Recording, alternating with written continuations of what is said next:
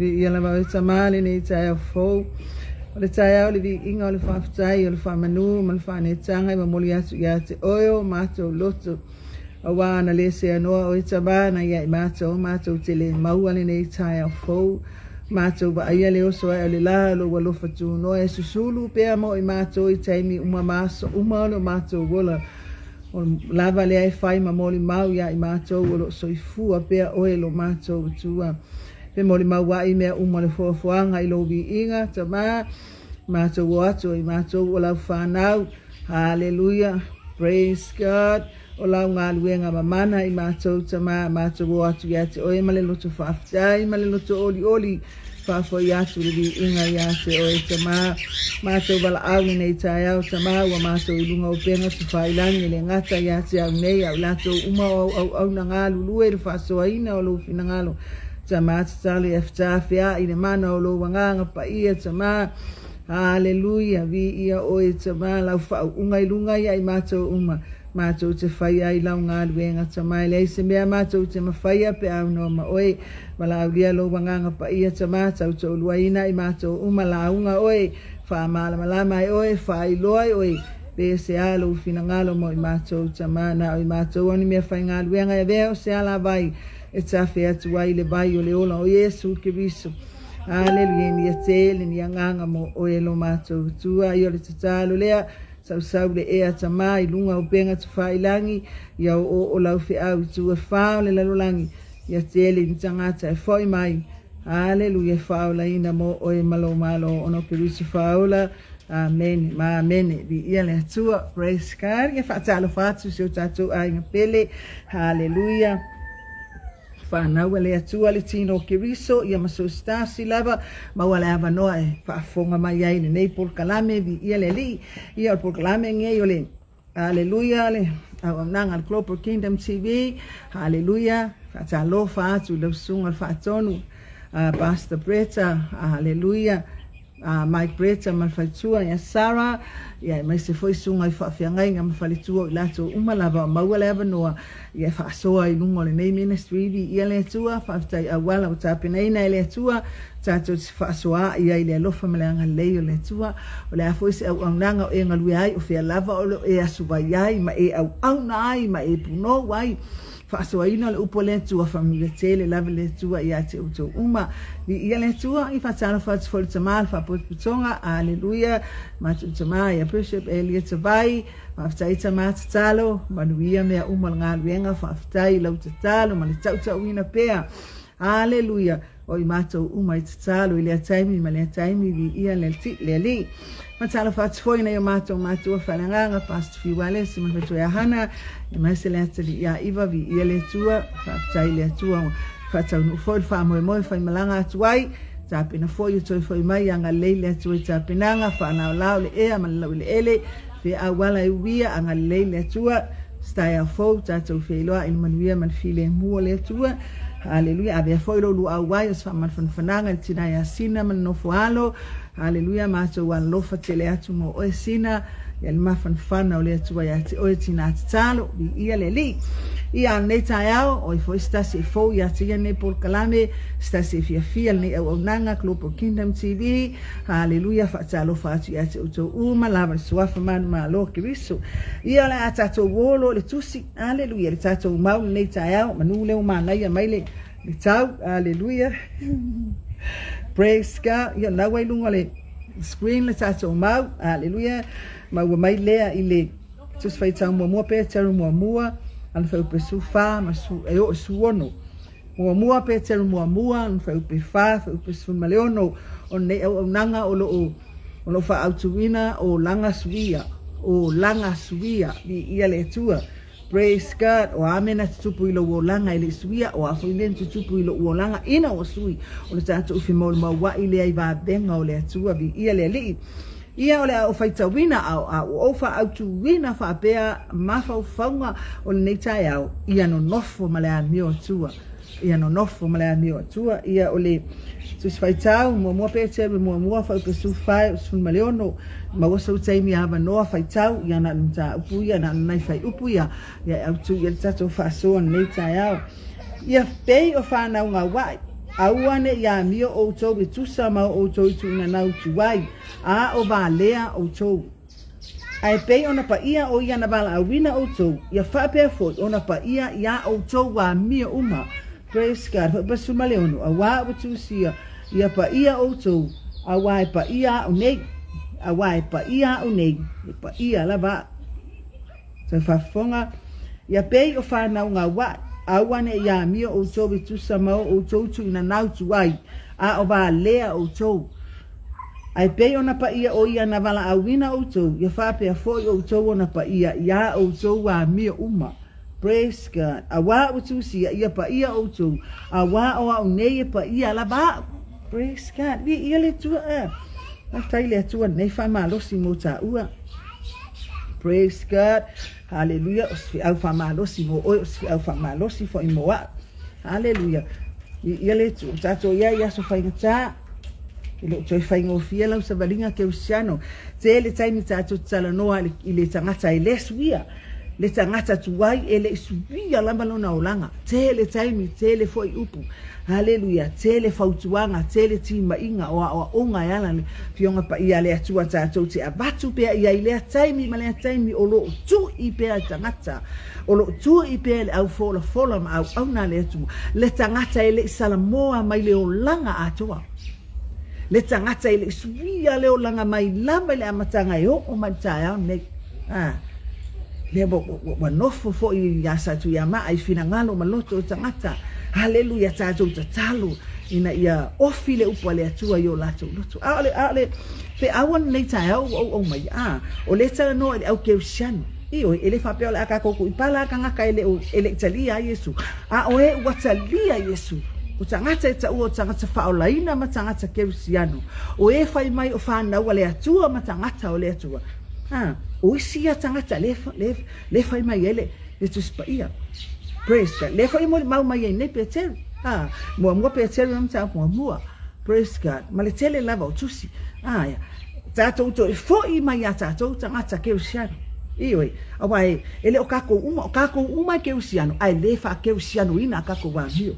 O tato uma fa ola ina, ai fa peola ina kako wa hio. Ma fua mai sia. Hallelujah. Ele ato lo tato lo le atua. O le akako ke ngofo fa tanga wo umona bala awina o le fa tanga wo umona e nofo to tonu wa ua o le tangata o le ainga o le atua. Wa e mimika yama o mimika o le tangata fa o tanga. Mo le tangata o fa tanga. Ai ese akako nei fai. Praise God. Ese au tato wolanga. Ele o nga tusa male upu wale atua. Ele o nga tusa male upu wale atua. Hallelujah. Praise God. O le tusi la le manai fai upu ya o mai pe a e fai taufo iai. O le toi fa manatu ya te o le tangata ke usiano. Ma le tangata faolaina. Ele ele fa apeu kako faolaina. O nga sao ako ai le o le kako fai ele ai. O le ai kako ke ola malu e lue fa pea. O le ala le tele ai tala. Ma ke le ai upu ma upu ia ai le ngalu e ngale atua. O nga o kako. Le ngofo i le wa ngofo i.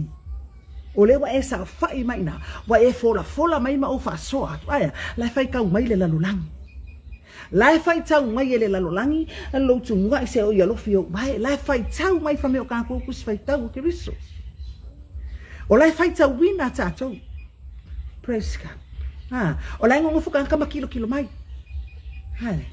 O le amusia mai la nga o le upu le atua, ma le ngaluenga le atua le tanga luai o le tanga tafa olain. O le amusia fo na o le atua ana le ngaluenga ma le bala awina ya te oe. Wa kele aka mi ka ko kalngo le tanga ta ile fa olain na ile o langa ato. Ko kele yo le au le fa olain ngale ko kongo le o le tono fa tanga. Kele fa ya ko o ato to. Ya. O que le fai ngai o se lau pose ni le ai. E yai fo yo vai nga e yai fo yo o le anga mo se se. Ya. Ale aka ki va ai fai makila kila me ai stangata. O le ai fai le booking king o le la fai ama le mauti noa. La tau fia le upumoni ma le ami o le tonu. La lo le upumoni lo le tua mana malama le fa tanga. Aya la fai ama le ami o le tonu. Hallelujah. Bi ia le tua. Praise God. O lo fa tonu mai lau fa tua mai lau fa olaina. Ina ia. ina ia ola o ni whanau siu sitai i le atua. O ni whanau e ngā wai le atua. Ia. Ia alo ese mai tu ina nau le laulangi kai ni au kako iai. O ta uata atu o ta ngata balea. Ia. Sa kako le balea. Sa kako balea. Sa kako le pongsa. Sa kako le lua o le pouri uli ma le pongsa. Sa kako se oli. Sa tato wati. Ia. A olo ubala awina ma lo ubala awina ia le whaortanga mai ake riso. Le waka pe pese ai nei o tātou o tangata whaolaina, o tātou o tangata o le atua o whanau le atua e moni. E moni. Whaamata e moni lo wala awina. Pēna o na tātou wha upu. Praise God. Na o na tātou ngangana ai. E pei o se mea keu wailo o langa malo o langa. Ele o moni mea kako ke whaia. Ese a mea kako ke fola, ese a kako ngaioinga. Ese a mea kako ke whasoai, ese a kako kalama kako upu. Ese a mea whai kongo loku, ma mea tātou te launga ai. Ese le mea sau e kau kalai le ngu. E sau e tau talai tono tau ainga. E sau e kau kalai no whanga whai kele. Ese a le ngangana e whao ngai le ngaruenga. Le koe ngā whao lai ngā, le whai mai e tala le atus pa ia. Le whai mai e tala pe teu. Hallelujah. Ya vea tātou o ni tangata ngā wai i le atua. Praise God. Ka foi le whaolainga lunga ai le esel meo iei vai. E whaasoa i le upo le atua, e tautala i le upo le atua, e whaalongo i le upo le atua. Ai esel meo iei lima ma vai. E le ora whaapaiainga, e le whaapaiainga lima. E le whaapaiainga vai. O le waka koilo inga na mafuaanga. O le whaua e si la fia le winga o tala le whaia. E se ame te kangofi e yu kako lima. E le whaapa ia inga o kako lima. Ma o tatou bai. Praise God. La kako uala. E kui pala le tangata le whaolaina. Ma le tangata e le i loa le atua se iau o mai le kaimiringi. Ai piko sile o maka ukia. Le me o iate oe le tangata ua i loa. I loa le me te tau o na whai ai le whaia. O lea anga sala. Sala. Ioi. Nanga le fai mau ki ngoa kako mea ia fai. Longo winga ele suia le olanga. Wa uma foi sui le olanga. Alea. Le fa autopea. Le fa seva loa. Le fa kafea inga fa pegei aru kom sa fafo. Le a fa kafea inga e pea unga lungalu le e malisam. Ia, aba ia koe maa ia fafo kafea i fafo. Aba ia koe maa ia mea ia fai kokomu kafea mai kokomu. Pe tafea i solo ma feko soa i whaapau kolo i loi. O tātou soifua au auna i le atua. Ia, i tangata whaolaina. Mele le upui ai le ngaluenga le atua. Ma kele ai kala. Wha mai o loku la iki, o loku ele i whaabai. Wha o kala ia, e ki ngā ai loka loko. Tatiti ngā ai, mafua mai fia, mafua mai a kia uma oe. Mafua mai ngata ua. Wha mai o loku ele ni tae au. Ma o kala ia le whai mai ngai. Loku fau. Praise God. Hallelujah. Bi ia le tua. Mafua mai ai. Mafua mai ata ua tangata whaolaina. Praise God. Wha mai whai upes human wha. Ia pei o whanau ngā wai. Aua ne ia mio o tau e tusa ma o tau tu ina nau tuai. Le koe whamangaku mai ia ka koro kako kua ngai. Aua ngai koe peila wa mio le a mio le nga e iei kua. Kai mio kako ba lea ai. A le fuka kako mai whautanga whai mei kako ba lea. Wa tātou popoko koe ba lea. Aua ke popole o iai. O le mea konga ka o le poko. Ina ua suia lo langa maa bea oi matangata fau, matangata whaolaina. Awalan koe kau balea oi, ma koe kau baleina. Ua ka koe ba ai fuai kua le tu ina nau tu wai nga kako wo mai ai. Ia ngai whai a koe, tātou te nofo i tonu i. Ai le whaolaina o kako lima, ai le whaolaina o kako bai, ai le whaolaina fo i o kako maka, e bade ia o na apo mai te apolo lau ba ai. Bade ia o apo mai ki apolo, ma ngai ale mea lea, ke le mea whelangulang wa i o le lalulangi. Hallelujah. Pape ngā le whelangulang wa i o lau whiwhilinga. Whiwhilingei, ai o whikaya koe o soi fafu. Tau tino nei, ai o kaya o fo i o soi fafu. Bi ia le atua, o se whamanatu ngō tātou tangata ke usiano, o oi o le nu o le atua.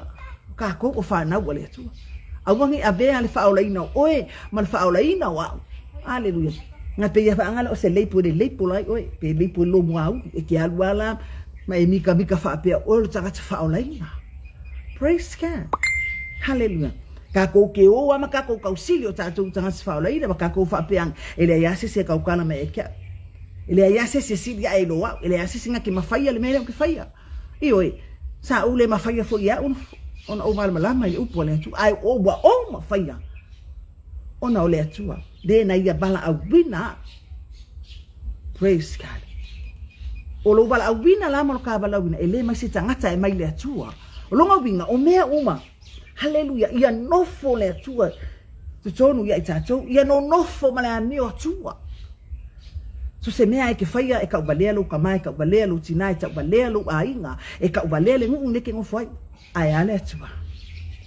ale atua le wa e ta maina ma e ta wa tua ina i lo soifua ma lo ola so se mea lai fai o ele tangata faola ina e ka ubalea pele lady ia le atua ai ale anga e ka ubalea le atua wa tatou ta mama ina le atua wa tatou falea nga ina sa tau lo keriso haleluya wa ka ubalea le nga le atua o nga oe ma haleluya wa le afaina ile nga le atua praise God haleluya o le toi fa manatu ia tatou tangata o le atua o se fa sino manga ma se bala awina ia tatou nga lue o le fa na usi ustai mo ko fa manga ku mai le atua lo fa sino manga o fea o le atua ele ia la sisi me ko lu luangi ai lo ma fa fa ma e toi manatu ane a mela o ai le aya praise God e te le toi fa lango i fu fo i le skanga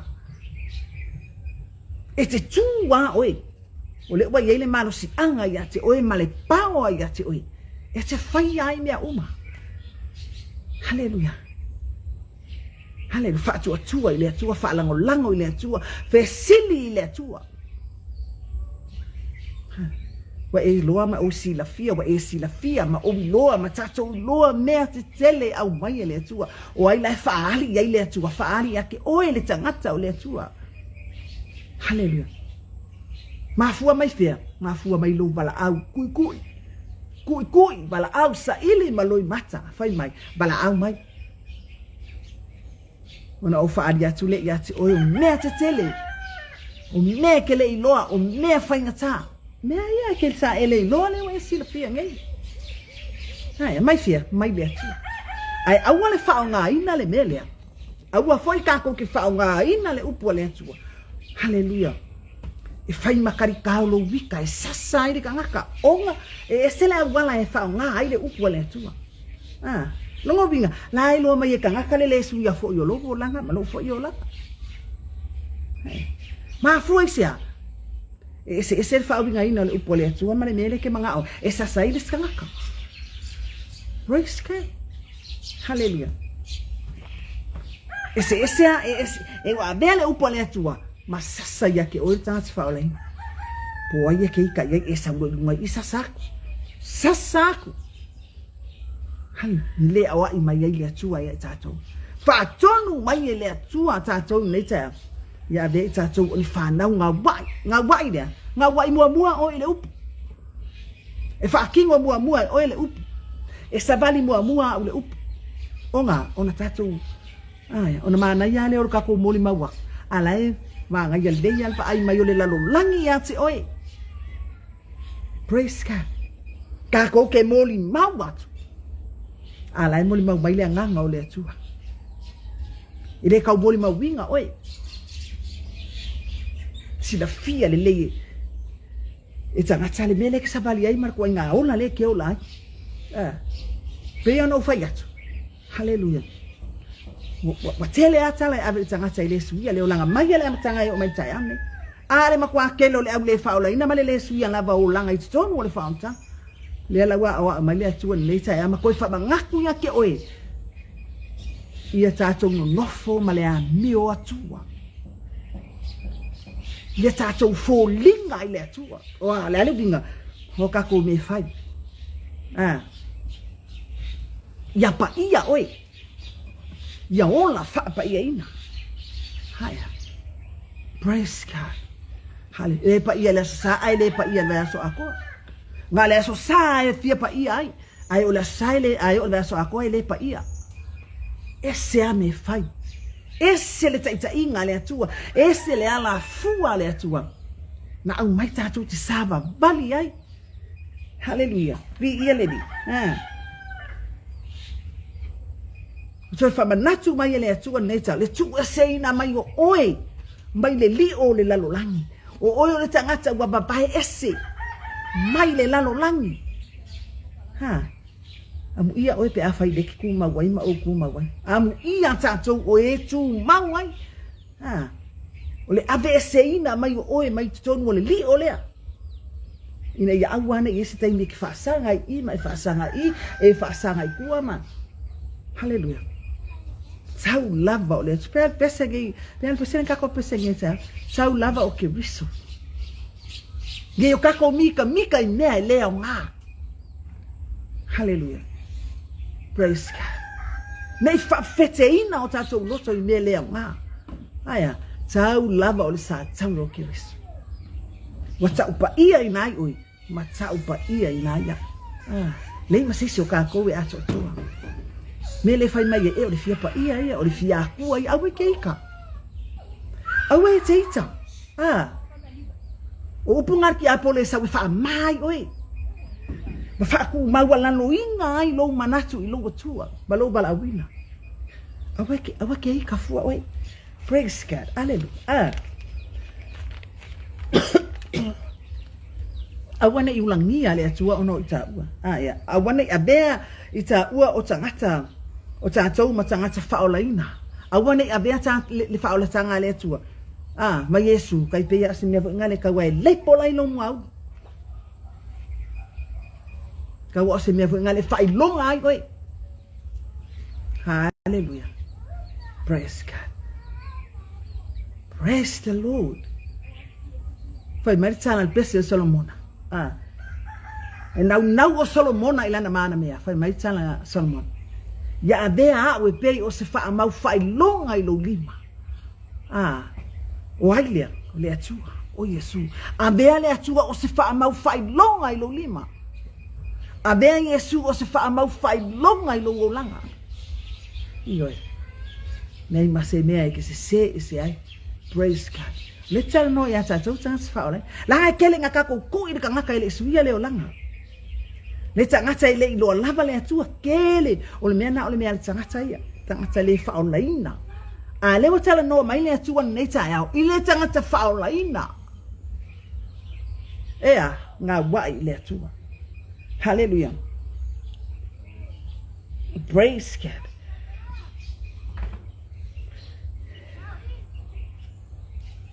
Oe o le tangata bala au wina. Oe o le tangata... O le tangata whaolaina, o le tangata pa ia. Longo winga, e ka kaunga pa ia, o wha apeona pa ia. Le whai mai e le atua. Ia pa ia, oe a wae pa ia au. Le atua. Praise God. Le te nofo le lalolangi e kumu le angasana. Le lalolangi e maku wai kumu mea. Ke le lope whawhenga e ola i whapa ia i ka whapea o kako wolanga. Wa le te nofo i te tono le lalolangi e tumu i mea ese. Hallelujah. Aya, whaasino mai i le atua. Hallelujah. Le ala fua mo oe. Hallelujah. Whai e moni le ke wisa o le ua nofo i tono i atu. Whai e moni lo whaola tanga ma lo whaola ina. Hallelujah. Le lase mea la ka ko pole fu lalolangi. Le ku mea le lalolangi ia. Tu mea le lalolangi ia. Ia fia lalolangi. Hallelujah. Praise God. Hallelujah. Sa tu mea le lalolangi ia nga oe loko le lalolangi wa fa mai oe loko le lalolangi oe loto le tino o le otile na. O ai la fia manga o le lalolangi ma mea o le lalolangi. Ka ko ke ngo foi fu le fa lo tanga ma banga fu o ka ko loko i fa. Ma ka ko koe foi ua. Ma ka ko koe o i le lalolangi. Alo nga foi le ka ko ke ngo foi fa lo tanga ai fa ya mea le lalolangi. Le ka ko ke online le lalolangi. Hallelujah. Praise God. Ia tātou loto I mea o lunga. O iai ke riso, o iai le tua. O le na ia bala au wina oi. Hallelujah. Praise God. Hallelujah. Pamalmo mo te saloni e fafa I pesuma lua. O mo te saloni e fafa I pesuma lua. Ina ia o tou sava bali male matango fia ie o tua. Hallelujah. Ma ia le matiti vai se mea etasi. Ioi. La kilo mai le lalo langi ia kako. Hallelujah. Sava bali male matango fie. Sava bali le malama o kiriso. Sabali le ala fua wa umana abatu ele atua ia te oe te sabali ai. Praise God. Hallelujah. Li ia le tua. Ona ia le file mui lo fida ngalo malo loto. Baba o mai au kafa pisi mai o numa pisi mai o kuaya. Ai file mu ano tato ba ia lalu langi man mele wai. Hallelujah. Praise God. Makaukia. Makaukia ne wo o mai nei tai. Fa sai wo o mai wa e mal malama le upo le tu. E ba te yo nga mal malama o chance fa olai. Le wa e le vanga e lo inga me ya nga mai. Le fo wa e sa ungi ma e ka penga yai. Ina ya awane ya be me ya nga ma me suia I fu le lua maftanga mai Yesu. Suia I fu le lua o singa fe nga ma le tu wa umonga fa mau fa ilonga. Wa umona tato wosi fea ngainga male atua. Ele avenga mea ia ngai mai. Ma mea sui ei fua oi. Praise God. Hallelujah. Ia le tu. Awa foi le ande le matango fio le lalo langi ma ona swinga. Ia wo mai. Praise God. Ma mea tato te wha ngalo ai. Le lofa o le atua. Aya, le alofa tu noa ma le alofa la vea I o le atua I ate oi. Hallelujah. E malia aloka loko I mea wa mai le atua. E mari lia o kako loko. Fa mai sili se mea mangu e mau ma le fine mu. Ngai lo le kele o mea lai fafo ai a o yai lea. A o yai le ti nga. Ai ma le ti nga. Ai ma le fa le te tau. Praise God. Ioi, awa, e fa pese se le upo le tu. Le tatu te no foi tono fa o tanga le tu. Ale aka ko ke ai ama fa le tau le tino ma le toto kiriso. Praise God. Fa pese se le upo le tu. Fa tai le tu ma le nei fi au mai. O le fi au mo o le tanga te fa o le na ma. Hallelujah. O le aoa ia le atua, o le upo le atua mo tangata uma. Tangata lai fafo makaka ia wiko. E toi wha natu ngā te oe. Lou bala awena. Hallelujah. Ma le lua maaftanga ma le atua. Praise God. Whamare kolo se mo whai upes furu. Ia on tau sama bali e tu sa male ali. Ina ia fia mai o ia te o tau I mea umalaba. Ma ia o tau fua mai I ngā ruenga le lei umalaba. Ma ia tupu pēr lo o tau I loa le lei o le atua. Praise God. E loa le la au yona fua. E loa le kerisiano yona fua. E loa fo le la lolangi yona fua. A utatou loa le taunu unga o ia mea. O ia la au e lua po ia tangata e lua. O le tangata e pipi I le lala. Ma le tangata e le pipi I le lala. E uia I lainga e pipi ma u pipi. Aya. Praise God. A o lo whaatono mai pēr le atua I ai kākonga. Ia mongi lau pipi. A wanki pipi ya. Ai ono le kaini o mai ai fi tā ma whainga tā. E o le kaini ke vai akua maa ngai a mea lei wha mamuru lo maulima.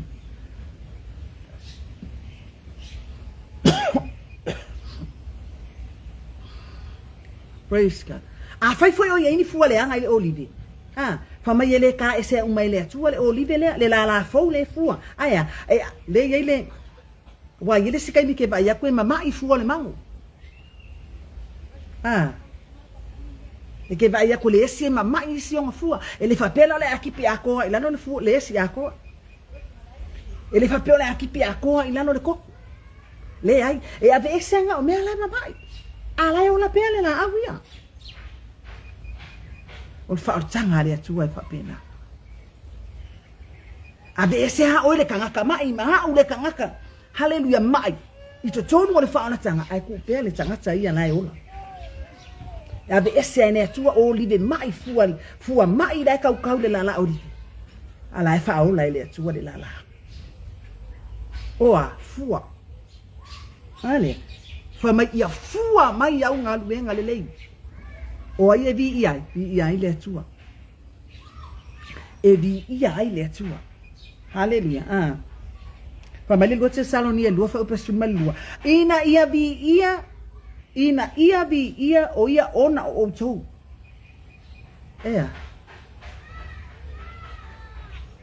Praise God. Ina ia vi ona o tou le suafa lo tātou wa lio Yesu Kirisu. Ma o tou foi ona o ia. E tu sa male lofa tu noa o lo tātou atua. Male a li o Yesu Kirisu. Ele ngata ina vi ia le atua ona oi. Ai vi ia oi tangata. Awa ke aru fuama vi oi. Ea, edi ia mai oi tangata. Ewa ese amu ia. Le nei tangata sa ese leo langa sai amu ia lona o langa. Ke ia leo fai mai amu ia le manaba na whanau mai ai oi. Le fa amu ia le tangata ia te oi. Whanana watu lau whanau e a mio a ila wa mio le. Hallelujah. Ma muli yo wala olea. Langa wa umona e tapena lau whanau ma tapena lau a inga ile tua. Fai mai se langa o whangau a lo bakuanga, se langa o whangau a whai fi au. Ea. Praise God. Whaamuia mai lole o tangata. Se kama ai oi. O ai soka ma, o ai soki ngā, o whea sau whasino manga. O ka se manga ia O ka se manga ia. Se ata li o ai. Ea, tangata tua. Ki nganga kele ne lue aku ki nganga o mai ka ngaka ma fai mai kala ma upu ma mea uma ia ki oe lau mai la pisi lau mai meleanga ia te oi. E le ma lue loe. Praise God. Ia le atu. Praise God tangata pa ia whaolaina. O le tangata whaolaina, o le tangata pa ia. Awa ele whapeo ele o kupu mea ngā ale kupu. Ale tupu. Ele ave foi no kako ave o tātou ma tangata whaolaina. Kako ke sa mala ai de kaka. Ioi, tātou wa ai nei lunga o penga whailangi au whai ngā debate. Po ai e mā losi langa po ai e mā losi nga. Whai ale vea kua kūro le upa le atua. Ai ka ai a. Wali mai maa aloha. Ea, la foi le whawhia whaari ali po ai e ke le longa whaolaina. O mea ia le wapapo ai mai ta ua le taimi le nei le atua. Ia no nofo ma le a mio atua. O langa Suia. Le a kako ke whaia. O le a le Suia o kako bo langa uia in kako ngofo i kongo le baa o le whaontanga. E le Suia o ele sile ke lenge se ile ngile alongo le baa. O ele sile mafua nge un kau malua le baa. O ele sile kau ngoko ngi le baa. O wa ule sika kale kau imisa ile au baa. Tele iyo mea whaana be lape Mafua mai sea. Mafua mai kako le sava bali le ala fua na au mai le atua. Tātou te sava bali ai. A whai wa tātou wala i le anganga. Tātou sava bali i le anganga. Tele tala ma upu. Tele foi whamalosi ma whasoa. Mo ele Suia o langa i o malitai au nei. Aia, oe tātou whao nei. Kako ke ngofu mwhai upu tangata le whao laina. Ai tātou tangata. E pita silia. Ona te le whaama mawha le atua i ate oi. Le tangata whaolaina. Aia. Ai le Suia leo langa. Praise God. Tātou whaolaina i le Suia leo langa. E piko sili whaama i roka ngaka ngā aia. So lia le tū la whono le atua. So lia le alo le atua. Mewa ai le makaukia. Praise God.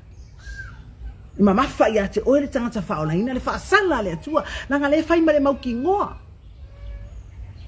Le tangata le to tono le whaola tanga ai le suia le o lang. Ua tofo I manuia o le atua. Ua ingu I manuia o le atua aia. E le suia. O le mea ale la.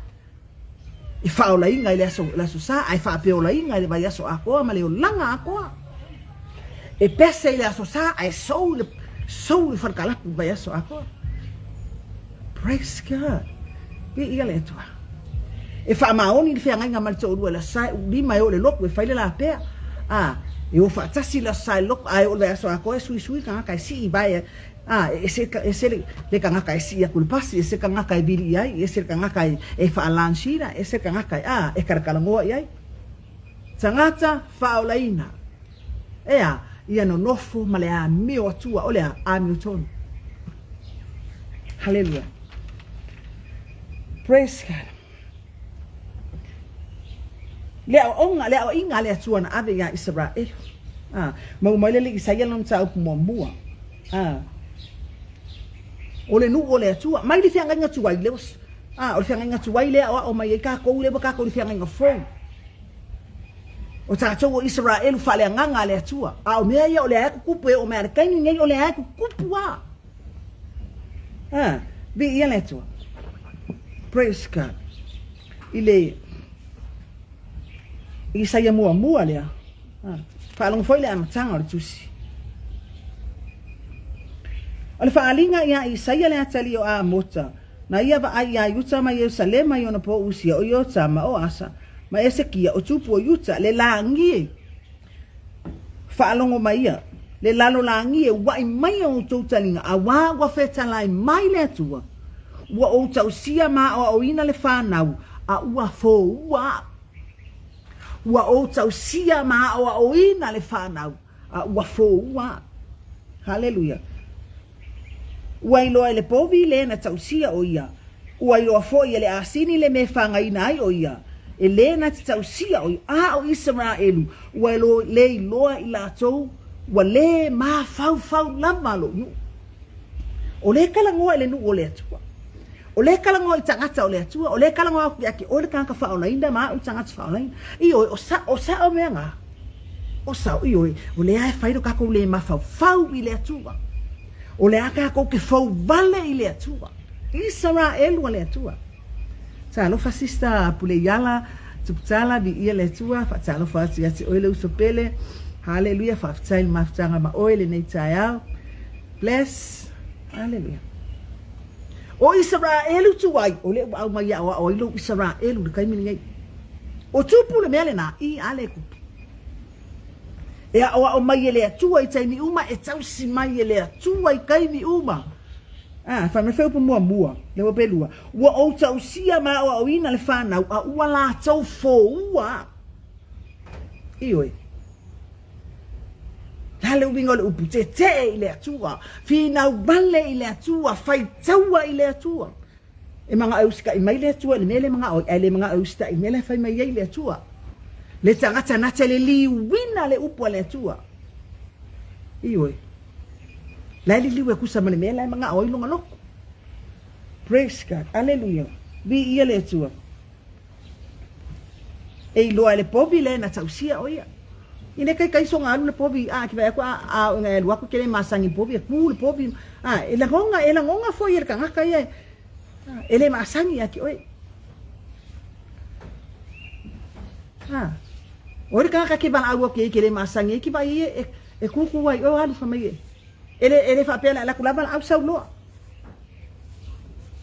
la ngai le masangi aki oi e ke exabadi ak foi ko la fu mo le ainga ma usabadi ya ko lafu pu ale ainga sisengi e ole akoa ai sia ele masani aki oi na ole tangata na lona lava matai e masani ai hallelujah praise God fa mai e lole asingi ne me fanga inai oi e lole le ya asingi ele pa pesa variar kanga kai o anka mo ele asingi e fa fika le ai e alu sa o aku ole me le masani sai na me ai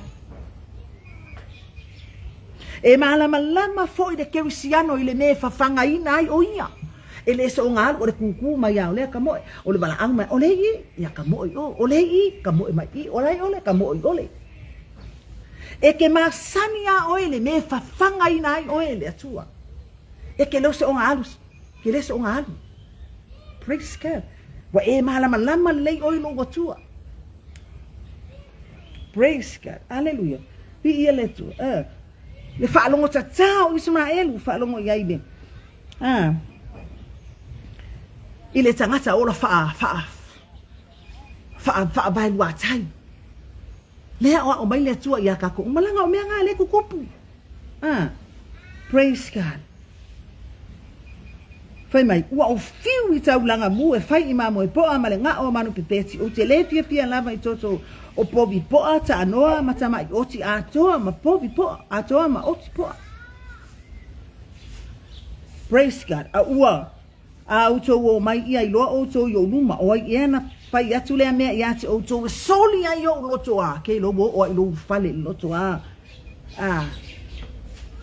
yo o i lo fale o sila fia ele atua lo fale ma lo papo hallelujah sila fia ele atua lau fai ngā tau langa le fai o le tangata pao lai tata o le atua sila fia le ele atua haya lo loto nal mea lenga fai mo le atua pe mo oe wo le fai se au po mo sesi hallelujah mo lau fa ngau pe mo le atua e sila fia le ele atua le fai mai e lo fai pulia praise God auto o mai e loa auto yo luma o ia na fai atu ia auto soli o loto a awana i toto au mai ni tau langa le nga o mea manon o mea piko sili ngale le ia ke oe le ke aluma oe fa mai o le ngao fa longo ia o le ngao pobi poa ngao manu pepeti te le fia ia o lau fai ngā tau langa le ke anu man kau masua lau fai ngā tau langa i le atua o mea le ke ave le ku aya le fai mai le atua au ko o mai yo luma yai loa o tou yo luma praise God hallelujah vi ia le atua wa inga fai atu ia te o tou ko ki soli yo loko a hallelujah sanga te fao laina ia mu lau fai ngā tau langa fe abaku le loko abatu le loto lai no foi le atua abatu le loto lai ai le anganga o le atua abaku le loko lai ai Yesu praise God sila fia le atua hallelujah mele fai mai sili el tau langa fia vo le ngalu malea male kupe kasi ma fua mai fia o le loto fai fia fai oli langa le inta ko me le atua sa lo fatama hallelujah Pastor Fi walesi vi ile li aftai yo lo manuia o lo mtina ya mai se foi hallelujah se tatu ainga iva le maluma matau sili fa manuia le atua hallelujah aftai yo manuia foi le hallelujah fa mo na ta pena atuai ta pena le atua stai out tatu felo ai le manuia male anga le yo le atua fa lao le ea male la ele me uma hallelujah na yang fai mtato to mafuta il manuia man file mu ele tu au noina o dua sar sangale ale kalesia di ile li hallelujah praise God fai mai awane to au mai tau langa le au nga o me manongi mu e ino sia le ya o le masina fa to aba ai man sapat fa potong ma me o mai ya hallelujah fai mai au to fa lo mai o to lima alo ese o mata praise God ya te o to e wi lava no to fa tele ina to tatala o tele fa longo i lava o tu tumu o to lima hallelujah o tu tumu o to lima ile toto praise God hallelujah praise God tangata fa o laina le ai ngofo ama fa o pe te tonu o fa o tanga le tua hallelujah wana ngalu nga umala sila fia le tua alfa mai le ku au mai ko menga ya lo ese maka e ka kalo mai o kele ba ya ele o le mena e mafua yona le tali le tua yo mana o ngakeusian ba leva ngai fa o la inga le ya se me fo o ba ai lo ai ele ai ya se me fa o popo i lo golanga Ele ai ase mea. Nga o mea ko ulu alengi mea whaopopo. Ngofo ai ko ngol whaorokanga ua le lava ke iau whaako whamai. Nofo ai te tonu ngol whaorotanga ua le lavanga lue. Ke ia le ua. Lue whaala mai le lima. Ua le lava. Ai feololo mamao me ye. Ne tatou te ngā lulu e te tonu ngā luenga le atua. I mea ye whai fafo.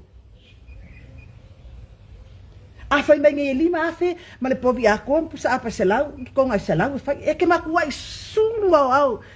E su ai se ala foi lai ke iloa lai koe foi mai ai le aso le amenga. Ai tatou wole ngā luenga le atua, tatou te nofo masalo salo ai. Ka kou ke ola masalo salo, yo kala e tuspaia.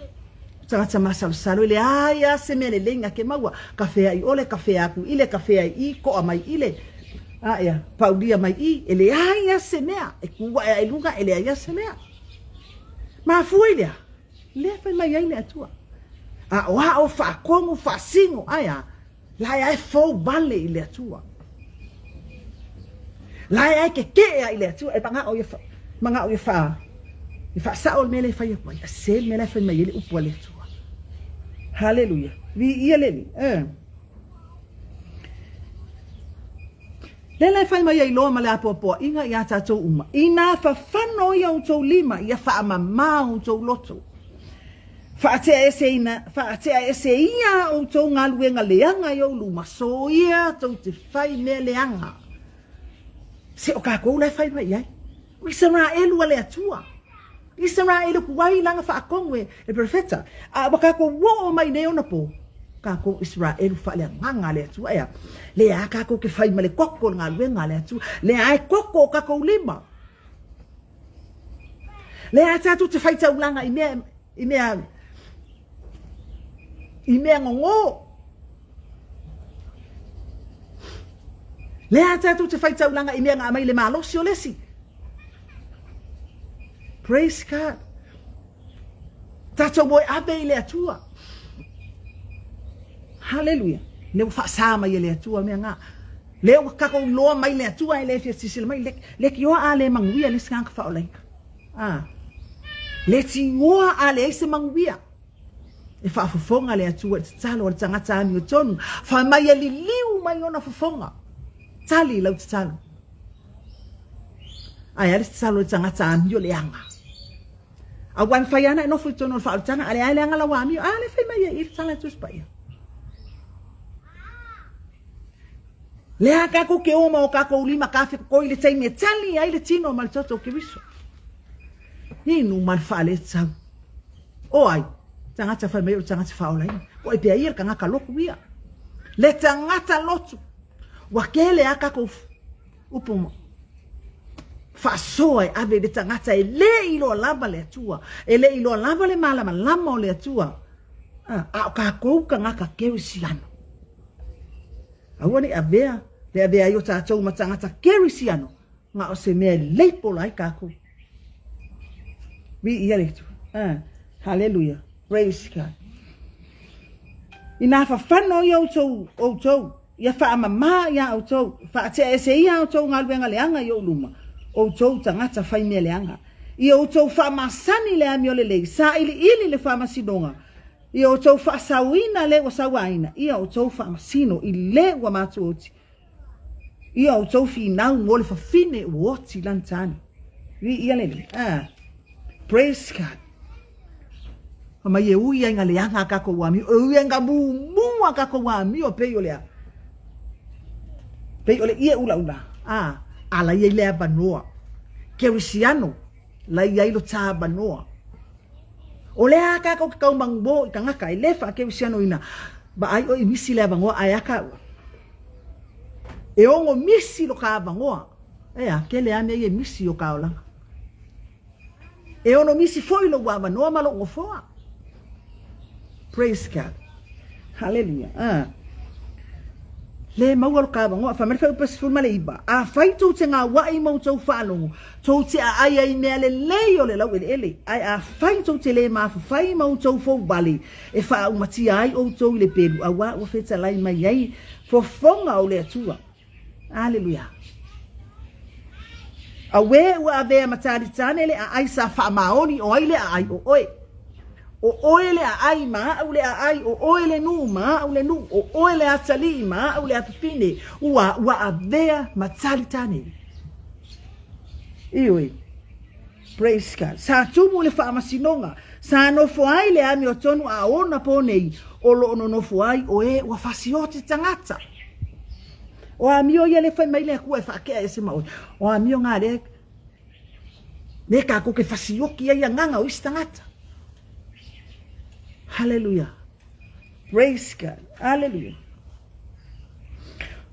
Mai o la wa rio wa bea ma ota ua sui le vai la waina.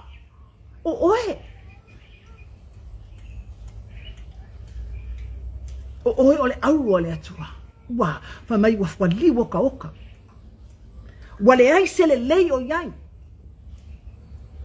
Ma fua mai le afou vale i le atua. A o ma fa kongu i le akua ai fa mai a. Lai fou vale a. Lai fi ngawa i le atua. Praise God. Hallelujah. O wali sile ba ngata i la tau e fa wo ai mai nga oi wana unau la tau i me alofa wa tau sisi fo i tau i la tau te le fa masino i le wa matu oti wale o atu fo i la tau le fi naunga le fafine woti la natane fai mai le atua ya Israelu o ele Israelu ma o le Israelu o te tau i atu i anga le anga mai i te au o le mea le o te fa pe mai ai le ali o le ali o au o le malosi o Israel au we o te tau i atu i e wanga le anga mai i te au o te fa salaina e waita i te au o le atua lea na te fa salaina le anga sala atu i te ia hallelujah praise God ma le waita atu i te ia fa fenga i lolo wika malo mong sala o le fai ol mele fai mai le atua ai fai lo loko o le tatou le ngā wai le atua ai fai au kako loko o le tatou le no nofo ma le atua ai ke ngofo a oia ma mea ke mga o e fai o tatou le fa longo i le atua praise God di ia le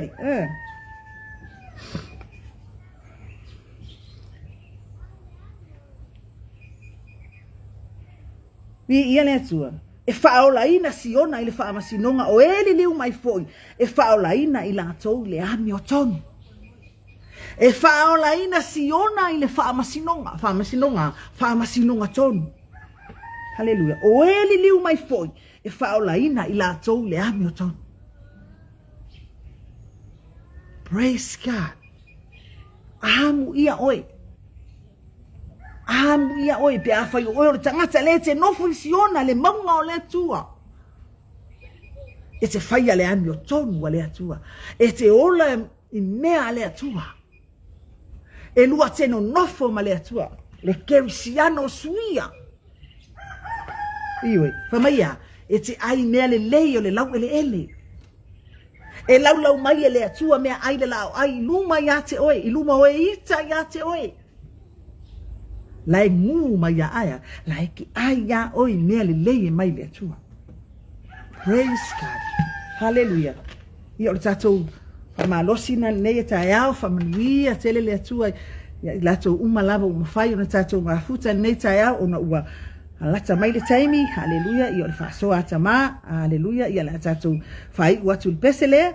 Tau bileia matama.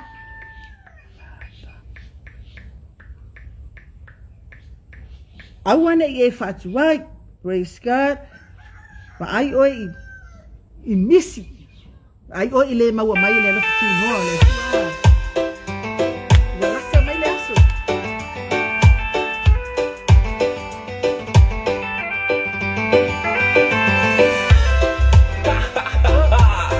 Gospel reggae. You know what it is. Come on, man. Let's go.